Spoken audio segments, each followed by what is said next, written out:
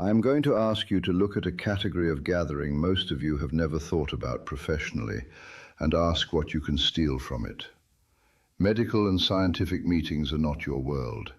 They have their own ecosystem, their own culture, their own kind of participant, people carrying pieces of problems that have not yet been solved, assembled in the same room under enough structured pressure that the pieces have a chance of finding each other.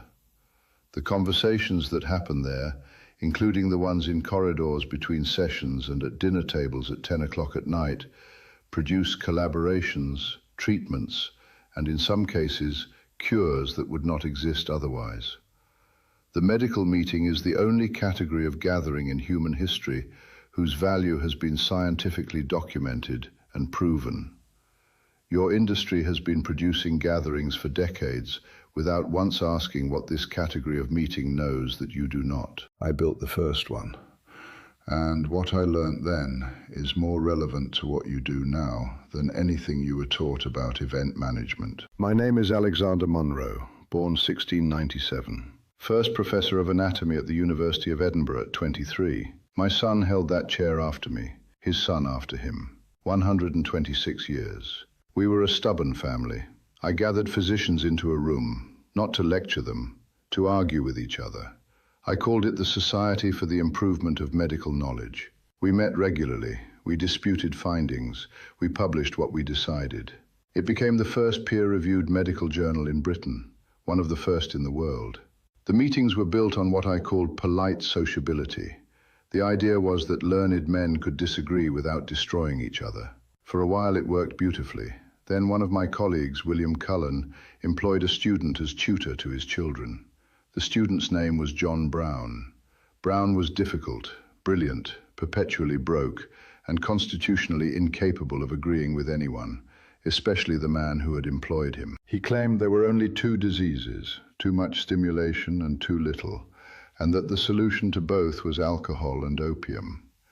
He was not entirely wrong and not entirely right, which is the most dangerous position in medicine. His followers and Cullen's followers began attending the same Saturday meetings.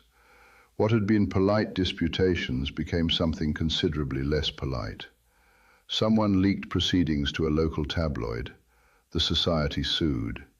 Brown collected the student dues and had to be formally forced to return them. He died in London, found in bed one morning, probably from too much of his own favorite gout medicine, which was brandy and opium. And here is what I want you to understand about all of that chaos. It worked. Two incompatible ideas in the same room, forced to defend themselves against each other, in front of an audience that had to decide. That is how medicine advanced, not through quiet agreement, through productive friction, conducted in person, where you could not hide behind a letter, where someone could look you in the eye and say, "I have seen what you have not seen, and you are wrong." My job was not to prevent the argument. My job was to design the conditions under which the argument could happen without someone getting killed. The right people in the room, enough wine to loosen the tongue, not enough to loosen the fist. The original facilitation challenge.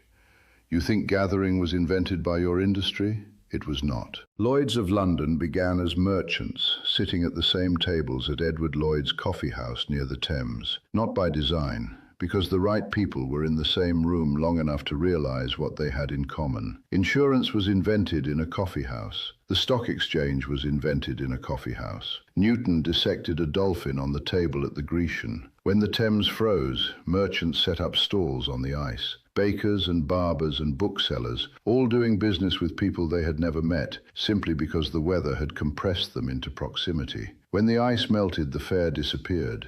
The relationships did not. Every form of human gathering that has ever produced something of value has operated on the same principle. Put the right people in proximity, give them a reason to talk, and remove every obstacle between them and the conversation they came to have. The coffee house did it with a penny and a cup. The frost fair did it with ice and an ox. I did it with a room, a problem, and the physicians most likely to disagree about it. Everything else is furniture. Here is what I could not have known in 1731. but what your scientists have since confirmed. Researchers who share a building are 33% more likely to collaborate than those who do not. Put them on the same floor and it rises to 57.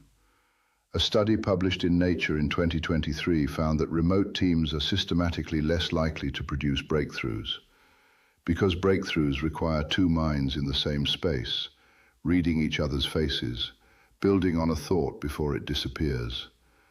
That has never happened reliably across a screen. And now something has arrived I could not have imagined in 3 lifetimes. Artificial intelligence has mapped 200 million proteins that would have taken human researchers centuries.